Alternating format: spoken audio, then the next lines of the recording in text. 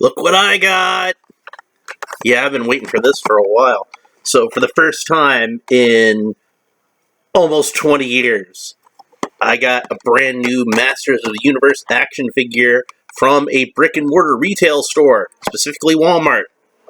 This was the only one they had. They didn't have Skeletor. I don't know if he sold out, or they hadn't stocked him yet, or they hadn't got him into stock yet, but I got He-Man, so I'm pretty excited about this. The last time I would have bought a He-Man figure in a brick and mortar store would have been the 2000X line.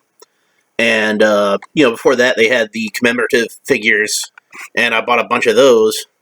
And, of course, I bought tons of He-Man figures when I was a kid. But I'm really excited about this guy, so I figured I'd do, like, a little unboxing video. So, before I do that, let's talk a little bit about this package. They did something kind of fancy with this package they did not do with the original He-Man packages, which I don't know if I can show you at all. I'm trying to catch the light just right. But the Masters of the Universe logo is actually slightly embossed with like a little bit of a glossier kind of finish to it. So it really stands out.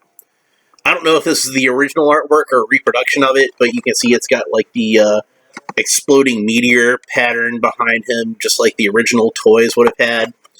And it says, He-Man, the most powerful man in the universe. And, modern posing retro play. So it's basically like they took an old He-Man body and they put more articulation into it. And, there are some other differences, which I'll get into when I open it up. But I just wanted to have a look at that.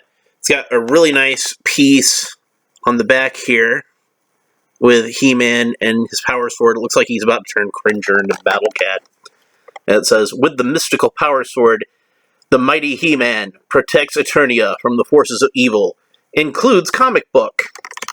Modernizing and celebrating the original 80s Masters of the Universe action figures, Masters of the Universe Origins, which does not say Origins on the front, but it says it on the back, so that is, I guess, the official name of it. Masters of the Universe Origins gives you the power to pose Eternia's greatest warriors as retro-style figures or in new, action-packed battle positions. And you can see on the back, I'm guessing this will be what's considered the first wave, so you've got He-Man, Teela, Man-at-Arms, Skeletor, Evil-Lyn, and Beastman. All these have at least slightly different head sculpts from the originals. I think Man-at-Arms, mainly the difference is he has a mustache, whereas the original figure didn't have a mustache.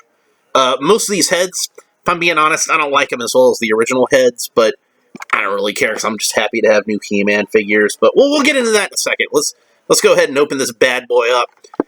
One thing that's interesting about this packaging is, I don't know if it's going to be visible at all, but there is a slight perforation down the middle.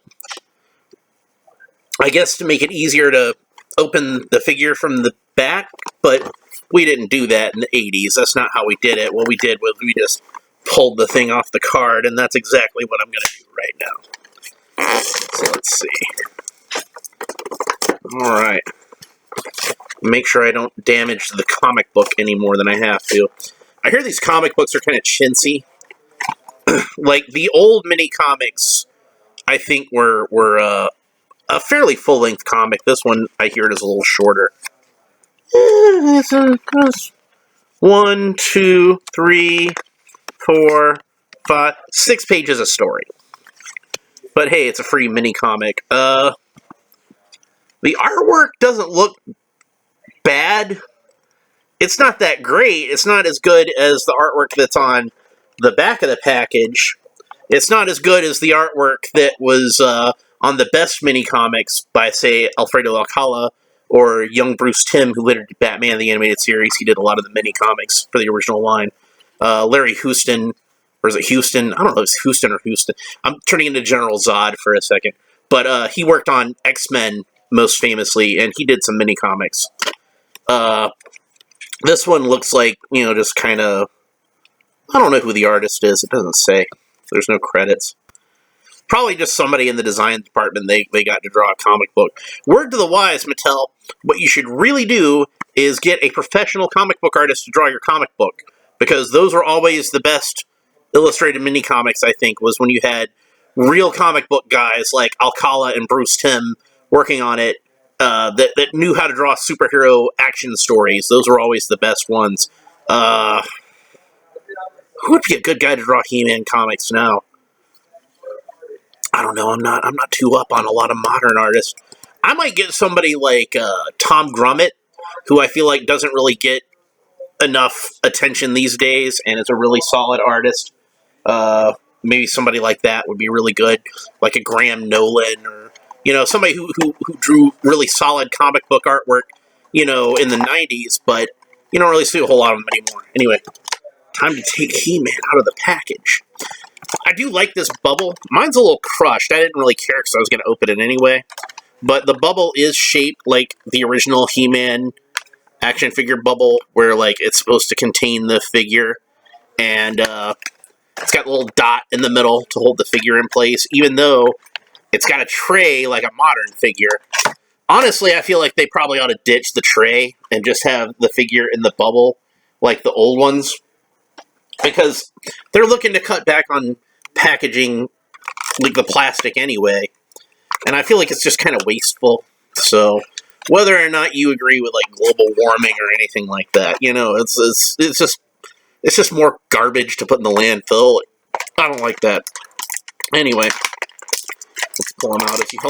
He's held in here with some rubber bands. Eat this crap. Handy dandy X-Acto knife. Here we go. Hopefully that's the only one. Yeah, it's just one big rubber band there, and one smaller rubber band at the feet. That one also is going to go. So there we go. He-Man, He-Man, He-Man. Alright, so freed from his plastic prison, let's talk a little bit about this He-Man. Now, the first thing you would notice if you're a fan of the old toys is that this is an entirely new head sculpt. It looks kind of vaguely old He-Man head sculpt, but it's not the same. The hair is a little longer, and it doesn't have that kind of windswept look like the original head had. I like the original head much better. One of the things I liked about the original head on the original He-Man figure is that it had this sort of ambiguous expression, and if you looked at him in one angle, he's kind of slightly smiling, but if you look at him from another angle, he's kind of slightly grimacing, and I thought that was a really interesting thing. This one just looks kind of a little like he's constipated, like he's sitting on the porcelain throne, not the throne that came with Castle Grayskull, but he's had too much of his famous spiced bread, and it's kind of blocking him up a little bit. So the articulation on these figures is on point. This is the first actual Masters of the Universe figure that I've had, but I did have a few of the wrestling figures that were done in the Masters of the Universe style, and those were pretty cool. I had like John Cena and Triple H that came with the Grayskull ring, and the separately packed Triple H that had the skull helmet and everything. Here's him. So, even though I don't have Skeletor yet, I have at least one skull-faced bad guy that He-Man can fight. And he comes with Terror Claws, which I thought was really cool. The one that came with the ring came with Terror Claws. I took the armor off the single-carded one and the helmet and put it all together to make like the most Masters of the Universe looking Triple H that I could possibly make. So he's going to be a bad guy in my Masters of the Universe. I figure he'll be like the bad guy that would have fought like Vicron or something like that. Ooh, I hope they make a Vicron for this line. Like Vicron. Anyway, gotta get the accessories out. The accessories are taped onto the back. So once again, handy dandy X-Acto knife. That'll get that loose. Toss that aside. And they're all wound together with this tape, and that's really annoying. How's a kid supposed to get this stuff out of here? Dad's got to come in and cut it open with an X-Acto knife. Hell, who am I kidding? Dad's probably more excited about this than the kid. Alright, so we've got a bit of an unfortunate situation already. Just taking it straight out of the package. And that's that they had the stuff wrapped in here so tightly, the Sword of Power is warped! Look at that! How's it supposed to combine together with Skeletor's? I just gotta hope that Skeletor's is warped in the same way, but in the opposite direction. It'll be like curved like a scimitar or something.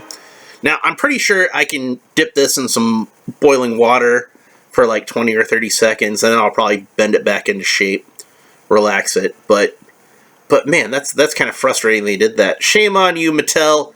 You shouldn't have done it like that. Also, he just comes with the one Power Sword half. Unlike a lot of modern He-Man figures where they would have both the combined whole Power Sword molded in one piece of plastic and a half sword, this one only comes with the half sword. Now, from what I understand, the one they sold at comic book conventions, that one came with a whole Power Sword, but the handle's way too thick to fit in his hand. At least this one, it fits in his hand pretty well. But honestly, I'm more old school. I'm more of a fan of the axe, like the old mini comics. So I'm going to go ahead and put the axe in his hand.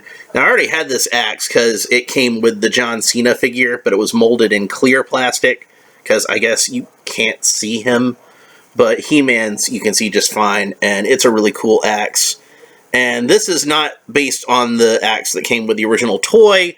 This is based on the axe as Alfredo Alcala drew it in the mini-comics. So it's a little more plain, but it's pretty cool. I like it. And the final accessory is He-Man's shield, which this also is more based on Alfredo Alcala's design, so it has like a slightly more dome shape to it rather than the more flat one. And this is a much simpler piece. It's just a solid piece of plastic with the orange parts painted on, not like the old one where it was two pieces of plastic with a piece of cardboard sandwiched in between to give it the coloring. I guess they finally figured out that maybe it's just cheaper to make one piece of plastic with some paint on it than two pieces of plastic with some printed cardboard. And the shield fits beautifully onto his hand. It's nice and snug. It's not quite as snug as the old shield was because, you know, that one was made of that soft rubbery plastic and it just kind of clamped onto his arm. But this one clamps on pretty well. I wasn't able to get the shield onto the John Cena figure as well because he had, like, you know, one of these gripping hands and it couldn't quite grip the shield handle.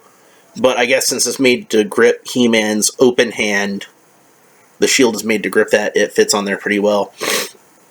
So this armor is a little different from the original He-Man armor because from the front, it looks almost identical.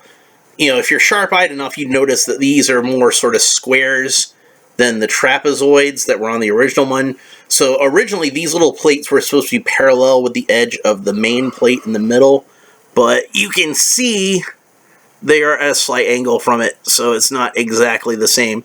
And they also continue all the way to the back. Again, this is based on the mini-comic artwork, not the original figure. And it has an X pattern in the back, whereas the original one, it was more like an H shape with the buckle in the middle and the two buckles on the side. Well, this was more like a knob or something. I don't know how to describe it. It was like a knob that fit in there. And you can see there's a little sheath to put the Power Sword into. So he can hold the Power Sword in his back while he holds the axe and the shield. So for the most part, I think this is a really cool figure, and I'm really happy with it. I do wish it had the more vintage style head, like came on that San Diego Comic-Con exclusive a while back. And hopefully they'll find a way to get that out to the general public, so those of us who don't have, like, you know, thousands and thousands of dollars to spend on action figures can actually afford to have an original one. This head isn't bad, but I much prefer the original style head, so hopefully one day we'll get that.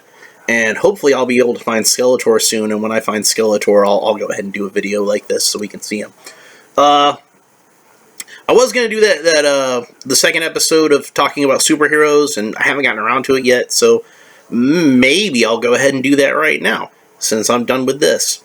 So, anyway, for those of you who watched, thanks for watching, and we'll see you next time. Bye.